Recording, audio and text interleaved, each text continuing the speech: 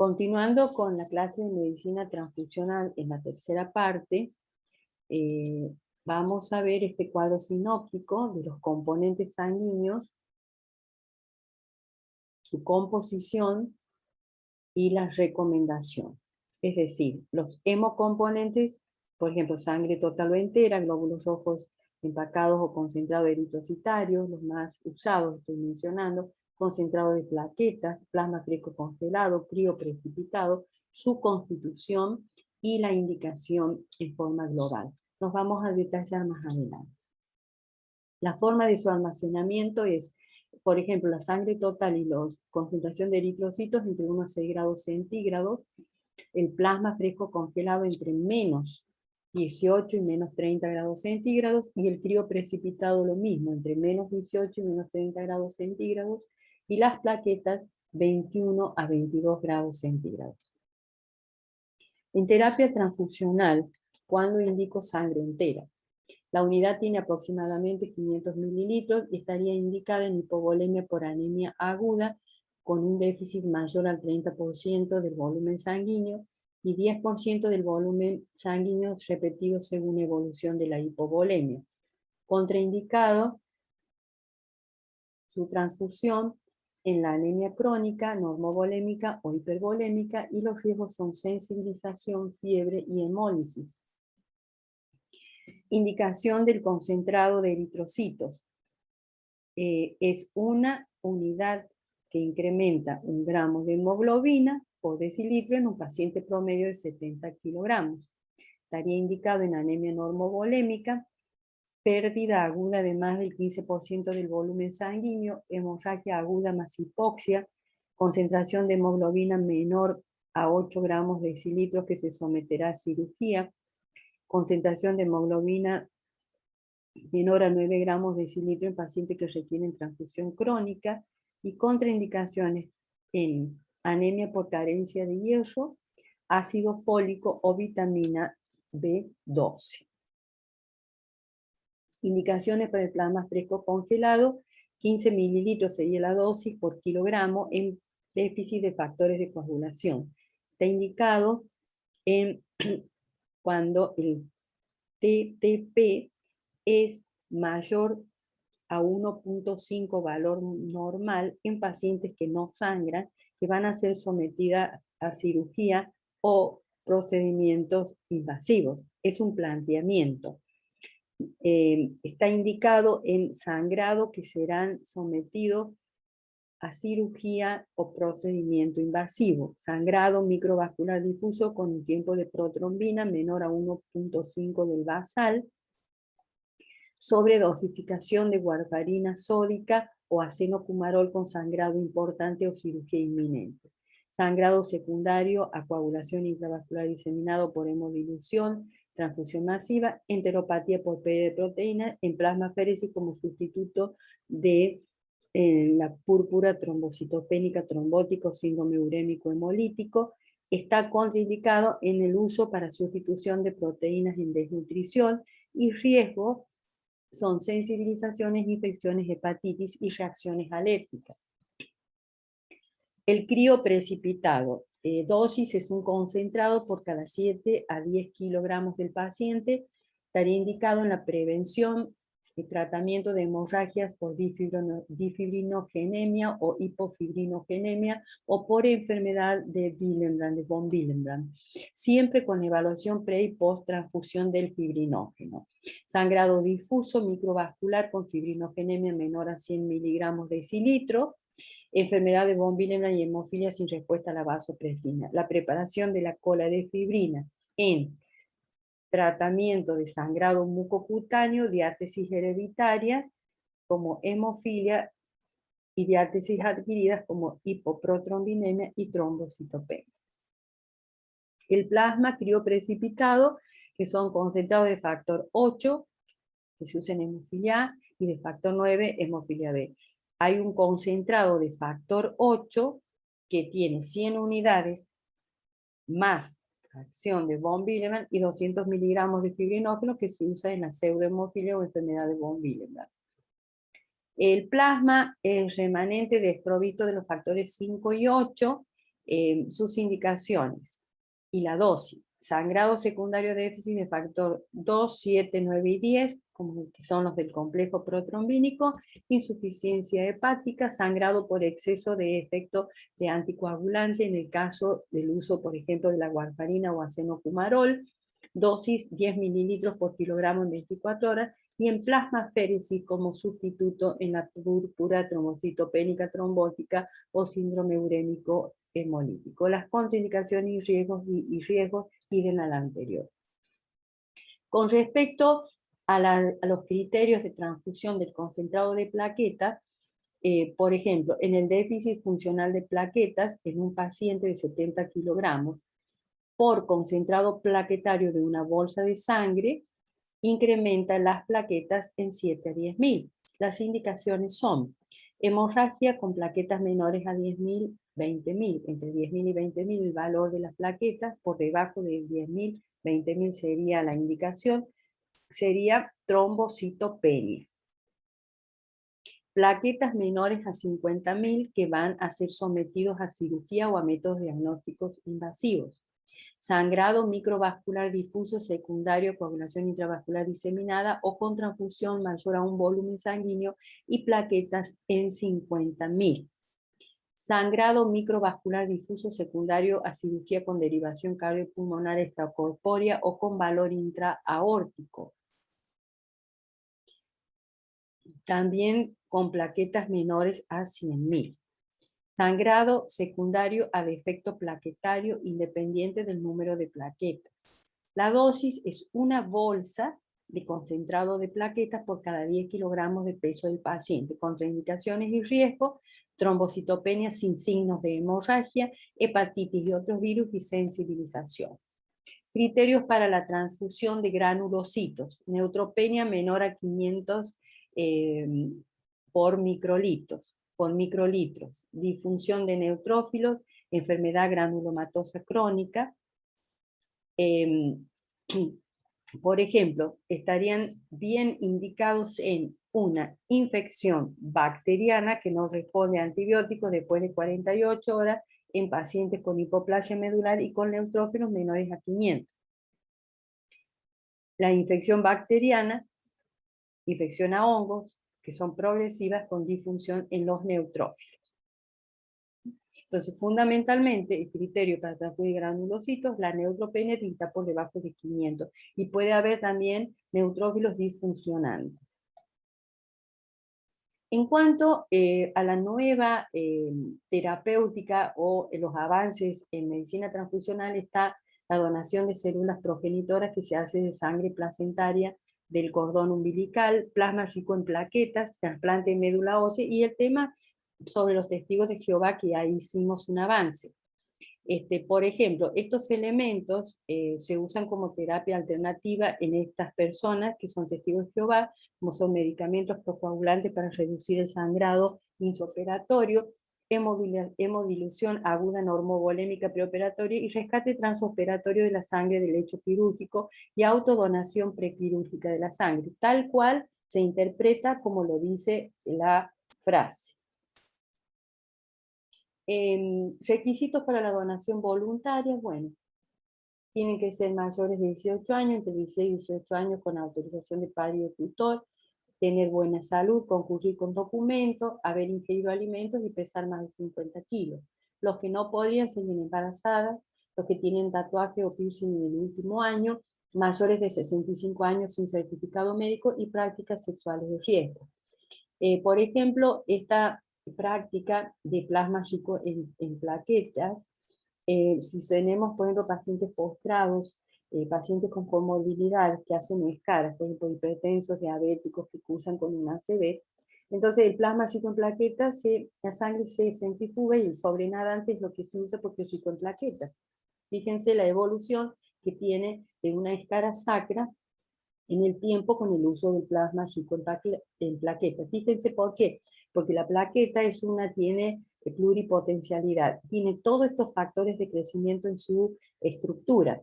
Entonces, a partir de esto, por ejemplo, también usamos estos componentes y hacemos la cola de fibrina, que es frío precipitado más trombina, que actúan sobre el fibrinógeno, el factor 8 más antifibrinolítico. El gel de plaquetas es plaquetas más calcio, más trombina, más los factores de crecimiento. Fíjense los factores de crecimiento, todo lo que tiene la plaqueta. Derivados, el PDGF, factor de crecimiento del GF, factor de crecimiento similar a la insulina y el endotelial vascular. O sea, que la pluripotencialidad hace del pronóstico a favor del uso del plasma rico en plaqueta en la recuperación tisular. Imágenes recreativas. También tenemos que conocer los efectos nocivos de la transfusión. Es muy frecuente la reacción febril no hemolítica por la presencia de citocinas que se liberan durante el almacenamiento de los hemocomponentes, y mencionar la reacción de injerto contra huésped, que es secundaria al trasplante de células mononucleares del dador. Efectos nocivos en general de los inmediatos. Hemólisis intravascular aguda y crónica, incompatibilidad ABO, donde intervienen anticuerpos antieritrocitarios. La gravedad va a depender del título de anticuerpos anti-AB en el receptor y la magnitud de los eritrocitos incompatibles. Tenemos alergia como reacción anafiláctica, podemos tener fiebre donde tienen que ver los anticuerpos antileucocitarios, síndrome de insuficiencia respiratoria, anticuerpos antileucocitarios, sobrecarga circulatoria, anemia crónica, sobrecarga de volemia y del gasto cardíaco, insuficiencia renal, anemia fisiológica con hipervolemia de la embarazada, y la anemia crónica, transfundir, recordemos, menor al 10% del volumen correspondiente al peso corporal.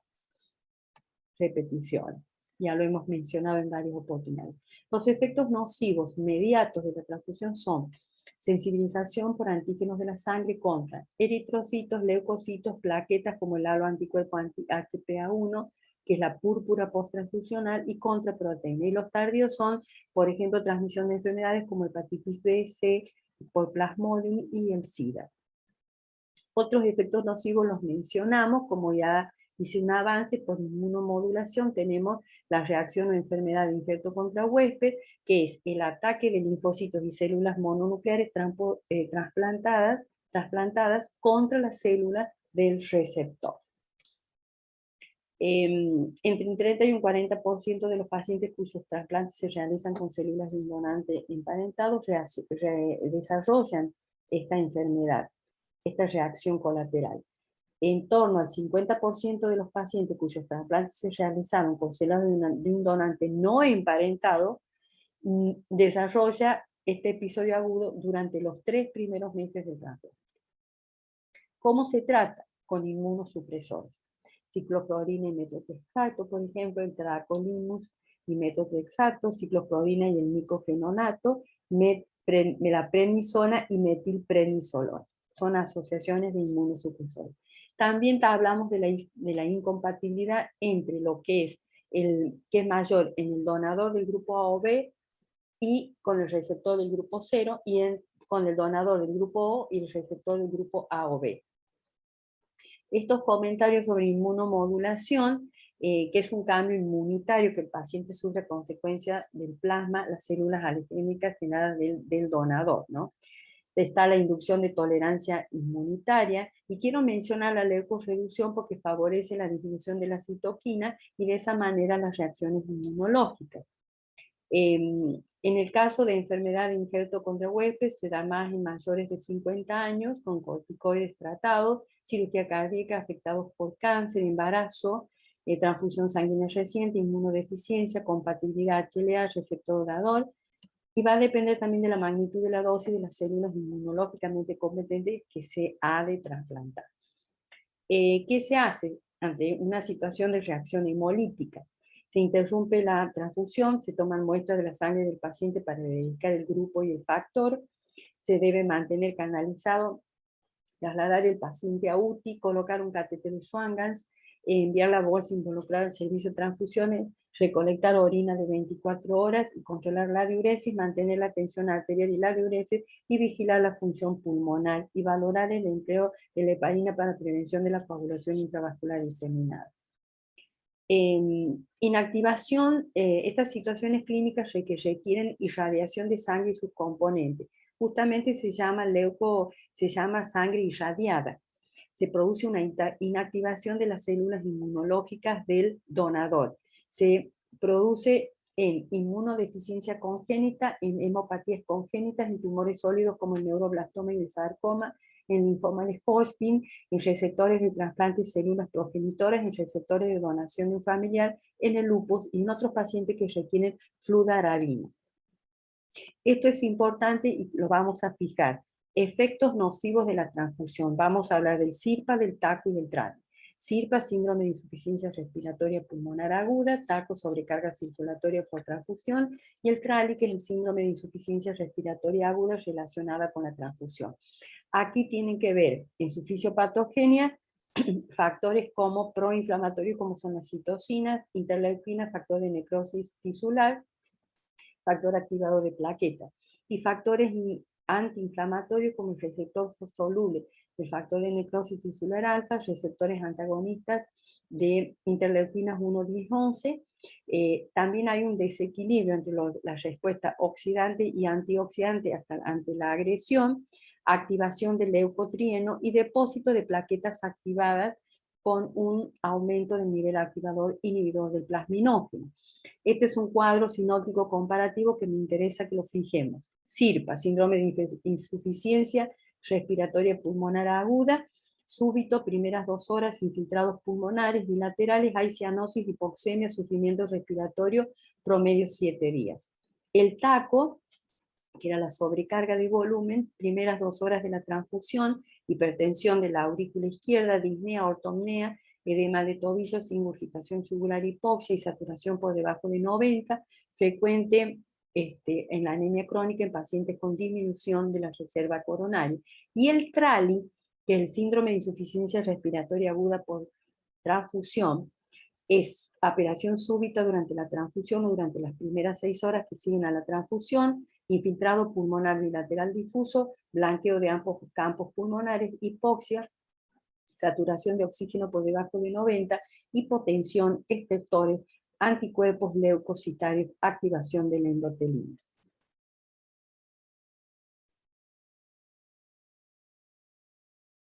Efectos nocivos de la transfusión, también una breve reseña sobre lo que es la hemosiderosis. Las patologías más frecuentes vamos a verlas en las anemias hemolíticas, anemias aplásticas hereditarias, anemias aplásticas adquiridas y en síndromes mielodisplásicos.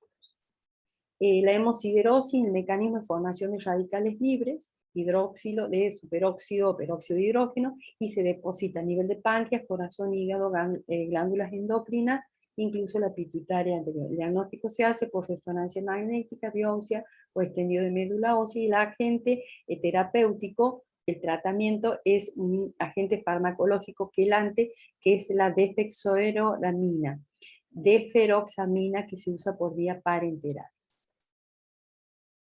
Laboratorio de hemoderivados de la Universidad Nacional de Córdoba, que dentro de su elaboración tiene medicamentos genéricos inyectables de uso genérico, medicamentos de hemoderivados y tejidos óseos, por ejemplo, tejidos óseos de origen humano como productos liofilizados, huesos frescos estructurales.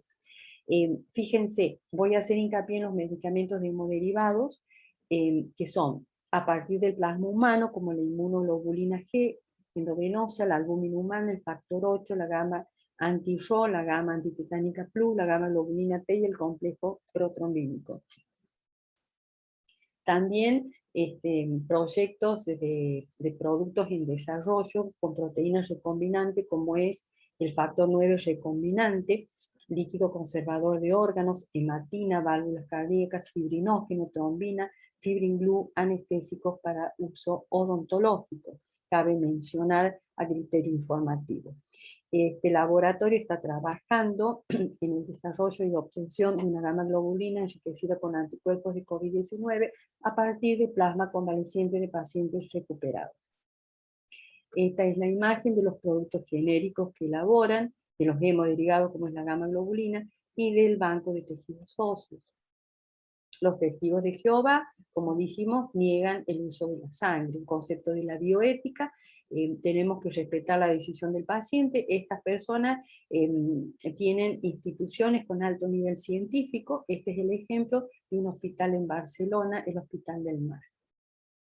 Esto ya lo hemos mencionado, que eran las terapias alternativas que se usaban para estas personas, que ya la hemos mencionado, y faltaría mencionar la eritropoyetina. Ellos pueden usar albúmina también, usan procoagulantes, cementos hemostáticos, antifibrinolíticos como la aprotinina y el ácido tranexámico. En conclusión, el concepto de alternativas de la transfusión es amplio y complejo. Actualmente se está aplicando según los procedimientos. El concepto de introducirnos a la bioética en el respeto hacia la decisión del paciente y el consentimiento libre e informado. A medida de síntesis, también lo que se llamaba como exsangría, que es la extracción terapéutica de sangre, tenemos que sería sacar, extraer sangre. El concepto es extracción terapéutica, porque hay que disminuir la masa de glóbulos rojos, disminuir la cantidad de hierro en alguna serie de patologías. Los pacientes mayores con compromiso cardiovascular o respiratorio deben ser sangrados con mucho cuidado con extracción de pequeños volúmenes. El hematocrito, el objetivo es llevarlo entre 42 a 45%, y la dosis promedio en cuanto a extracción, la cantidad de extracción sería entre 200 a 250 mililitros día o 450 a 500 en 2 a 4 días.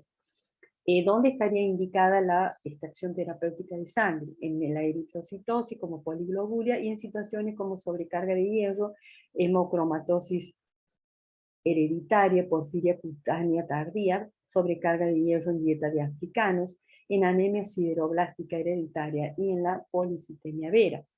Este es el esquema de lo que implica lo que es medicina transfusional, la donación, la preparación, la transfusión, con una seguridad transfusional de por medio. Esto es una unidad de sangre entera, vemos una unidad de plasma, el momento de la donación y de la transfusión, el equipamiento que se usa para la aféresis, es decir, hacer la extracción de hemaféresis de glóbulos rojos, plasmaféresis, por ejemplo, de plasma. La hemaféresis, como he dicho, sería, esta técnica permite obtención automatizada de los diferentes componentes de la sangre, plaquetas, plasmas, granulocitos y eritrocitos, con fines terapéuticos en pacientes que presentan patologías en las que está indicada la remoción de células que se encuentran en condiciones elevadas de sangre periférica o de donación con el objetivo de extraer gran cantidad de células de un solo donante. Es lo que mencionabas, eritroaféresis, correspondiente plasmaféresis, plaquetoféresis, la leucaféresis. Y este es el concepto actual, en la obtención de las células madres, del cordón umbilical, el trasplante de la médula ósea, que son las terapéuticas y el accionar en medicina transfusional. Los tipos de trasplantes como son autólogos, halogénicos, el haploidéntico, el singénico. Esto es solo de criterio informativo. Muchas gracias.